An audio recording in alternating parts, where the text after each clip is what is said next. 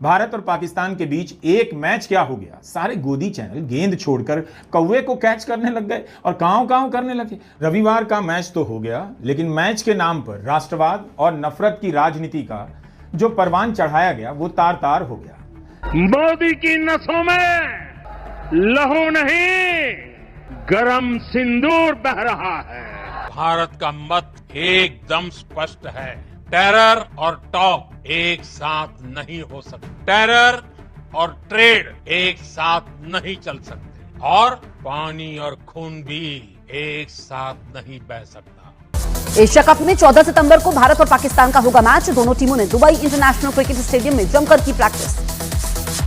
जिन लोगों ने राष्ट्रवाद के नाम पर दुकानें खोल रखी थी, किसी को भी अनाप शनाप बक देते थे, उनकी दुकान आगे चलती रहे, इसलिए उन्होंने रिकॉर्ड के लिए मैच का थोड़ा सा विरोध कर दिया है। अब फिर से वे वापस अपने काम में लग जाएंगे। मैचेस पाकिस्तान के साथ नहीं खेलेंगे जब तक वो आतंकवाद को बंद नहीं करते, सीमा पार से हमले बंद नहीं करते और घुसपैठ की घटनाओं को अंजाम देना बंद नहीं करते। मल्टीनेशनल टूर्नामेंट जहां पर एसीसी या आईसीसी करवाती है, वहां पे किसी भी देश के लिए मजबूरी या जरूरी हो जाता है भाग लेना। समझने की जरूरत है कि क्यों गोदी मीडिया मैच का विरोध कर रहा था। विरोध के नाम पर सरकार से सवाल नहीं कर रहा था, सरकार का नाम तक नहीं ले रहा था, सरकार के खेल मंत्री मनसुख मंडाविया तक का नाम नहीं ले रहा था, प्रधानमंत्री नरेंद्र मोदी का नाम नहीं ले रहा था, आईसीसी के चेयरमैन जय शाह का तो नाम ही नहीं लिया गया।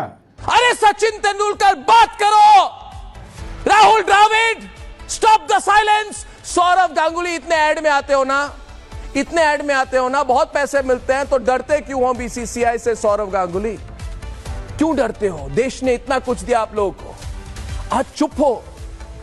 पूरी भारत की क्रिकेटिंग फौज चुप हो गई है, कॉम्प्रोमाइज कर रही है।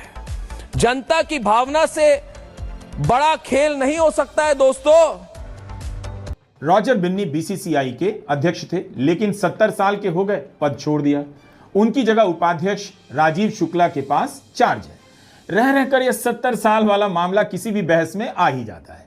कार्यवाहक अध्यक्ष राजीव शुक्ला को भी टारगेट किया गया, लेकिन तब तक देर हो चुकी थी। भारत के क्रिकेट टीम को खेलने की अनुमति केवल सरकार दे सकती थी। जब तक सरकार की अनुमति बरकरार थी, बीसीसीआई मैच रद्द नहीं करवा सकती थी। बताइए, बीसीसीआई उसके पास मैच रद्द कराने का पावर था या नहीं? मैच खेल रहे हैं, टिकट बिक रहा है, उससे पैसे कमा रहे हैं, और देश को बेवकूफ बनाने के लिए बता रहे हैं भारत के कप्तान ने पाकिस्तान के कप्तान से हाथ नहीं मिलाया। भारत पाक मैच के पक्ष में कहा गया खेल भावना के तहत हो रहा है, फिर हाथ नहीं मिलाना किस खेल भावना का हिस्सा है? आप ऐसा लगता है कि मैच से आहत जनता को एक टोकन पकड़ा दिया गया है कि कप्तान ने हाथ नहीं मिलाया और मैच से पहले पहलगाम आतंकी हमले में मारे गए लोगों की याद में मौन रखा गया। आप इसी से खुश रहिए और फिलहाल इसी को देशभक्ति समझिए। अगर किसी मैच में मान लीजिए पाकिस्तान के कप्तान गजा पर बयान देने लग जाएं या किसी दूसरी टीम के कप्तान फिलिस्तीन पर बयान देने लग जाएं, तो क्या आईसीसी के अध्यक्ष स्वीकार कर पाएंगे? सूर्य कुमार यादव का बयान बता रहा है कि खेल भावना में राजनीतिक भावना का कितना घालमेल हो चुका है। शंघाई कोऑपरेशन ऑर्गेनाइजेशन एससीओ में आतंकवाद से लड़ने के लिए एक संस्था है, इसका अध्यक्ष कौन है? पाकिस्तान। वहां तो आप विरोध नहीं कर पाते कि आतंकवाद फैलाने का आरोप हमने लगाया पाकिस्तान पर, तो हम पाकिस्तान को आतंकवाद से लड़ने वाली संस्था कैसे स्वीकार कर सकते हैं उसके अध्यक्ष के रूप में?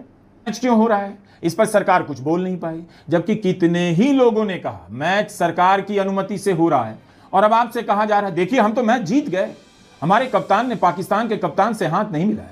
इस पाकिस्तान भी तो कह सकता है कि उसके कप्तान सलमान अली आगा भी पुरस्कार वितरण के समय मंच पर नहीं गए। यह खबर हमें उसी खबर के भीतर की लाइनों में मिल रही है। जाहिर है इसे बड़ा नहीं किया जा रहा है भारत में, केवल यही बड़ा किया जा रहा है कि भारत के कप्तान ने हाथ नहीं मिलाया। बात यही है कि अगर यही सब करना था तो मैच नहीं खेलते। या किस नियम के तहत हुआ? क्या एशिया कप में अनुशासन को लेकर कोई नियम नहीं है? जब चाहे कप्तान हाथ नहीं मिलाएगा और कोई दूसरा कप्तान पुरस्कार वितरण में नहीं आएगा। अगर यह किया जा सकता है तो फिर मैच क्यों नहीं रद्द किया गया? मैच हो गया, लोग टिकट कटाकर गए देखने, जिस मैच का कोई खास मजा भी नहीं था।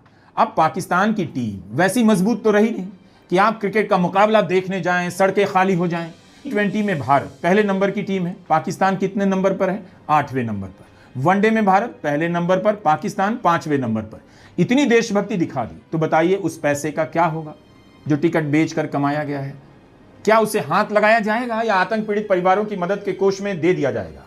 ऐसा लगता है कि मैच को सही ठहराने के लिए यह सब किया जा रहा है, बाद में पोस्ट स्क्रिप्ट। लेकिन क्या इससे सही हो जाता है सब? देखिए यह सवाल क्यों उठ रहा है, क्योंकि बीजेपी, गोदी मीडिया, आईटी सेल ने 2014 के बाद से यही सब तनाव पैदा किया। पाकिस्तान के नाम पर लोगों को ललकारा, हमेशा मैच को प्रतिबंधित करने की दलीलें दी, आंदोलन चलाया, अभियान चलाया, अपने आप को राष्ट्रवाद का प्रोफेसर समझकर दूसरे को लेक्चर दिया। तो यह सवाल उनसे उठ रहा है कि इस मैच का बचाव आप कैसे कर रहे हैं? कर पा नहीं रहे। सही बात है कि बीजेपी के वही समर्थक जो राष्ट्रवाद और पाकिस्तान के नाम पर दूसरों को गालियां देते हैं, इस मैच की आलोचना कर रहे थे। उन्हें भी पता है कि मैच के बाद राष्ट्रवाद और पाकिस्तान के नाम पर दूसरों को टारगेट करना है, तो आज एक दिन के लिए इस मैच का विरोध कर लिया जाए ताकि कहने को रहेगा कि हमने मैच का विरोध किया था। मैच के बाद ये सारे लोग उन्हीं लोगों का झंडा उठाएंगे जो अपने काम के आधार पर नहीं, नफरती बातों को विचारधारा का नाम देकर राजनीति करते हैं। एक बड़ा पहलू यह भी है कि रविवार को नफरत और अवसरवादी राष्ट्रवाद की राजनीति का ढोल फट गया। वो सबने देखा, आपने भी। उन्होंने खास तौर पर देखा जो आंखें मूंद कर वर्षों से इस राजनीति का समर्थन कर रहे थे। 13 और 14 सितंबर को गोदी मीडिया भी भयंकर दबाव में दिख रहा। इतना प्रेशर में तो कभी नहीं दिखा। आपने गोदी मीडिया को कभी इतने दबाव में देखा होगा?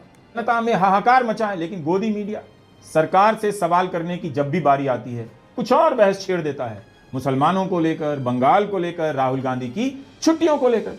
लेकिन रविवार के दिन क्रिकेट को कवर करना पड़ गया और कई गोदी एंकर मैच के विरोध में चीखने चिल्लाने लगे। अरे सचिन तेंदुलकर बात करो, Rahul Dravid stop the silence, Sourav Ganguly, इतने ऐड में आते हो ना, बहुत पैसे मिलते हैं तो डरते क्यों हो बीसीसीआई से सौरव गांगुली? भारत और पाकिस्तान के बीच एक मैच क्या हो गया, सारे गोदी चैनल गेंद छोड़कर कौवे को कैच करने लग गए और कांव कांव करने लगे, इस तरह से जैसे कभी सरकार ने इनसे हाथ ना मिलाया हो, कोई जानता तक ना हो, बस अपनी डफली बजा रहे थे। अब आप इन्हीं एंकरों को फिर से इसी सरकार के नाम पर जनता की खबरों और उसके सवालों की हत्या करते हुए देखने लग जाएंगे। इन्होंने इस काम से सिर्फ एक दिन का ब्रेक लिया था, लेकिन यह ब्रेक क्यों लिया, किस दबाव में लिया, मतलब इतना दबाव क्यों आया? क्या सरकार ने कहा होगा कि हम चुप रहेंगे, बस आप लोग जरा विरोध कर लीजिए, लेकिन हमारा नाम मत लेना, हमारे खेल मंत्री का नाम मत लेना, प्रधानमंत्री का नाम मत लेना, बस बीसीसीआई को टारगेट करना, आईसीसी के चेयरमैन जयशाख से इस्तीफा मत मांगना, अमित शाह का नाम तो बिल्कुल मत लेना। राष्ट्रवाद की राजनीति करने वालों ने एक जमाने में कंपनियों को इतना टॉर्चर किया, विज्ञापन में जिस हीरो का चेहरा दिखता था उसे काम मिलना बंद हो गया, या उस हीरो ने कुछ बोला तो उसके कारण विज्ञापन और कंपनी के प्रोडक्ट का विरोध शुरू कर दिया गया। ऐसे कई उदाहरण आपको मिल सकते हैं। कंपनियों का विरोध और बहिष्कार इतना बड़ा हो गया कि कांपने लग जाती थी कंपनियां और अपना विज्ञापन वापस ले लेती थी, बाकायदा माफी मांगती थी। लेकिन रविवार के दिन कोई भी उन कंपनियों को टारगेट नहीं कर रहा था जो भारत पाक मैच में विज्ञापन दे रही थी।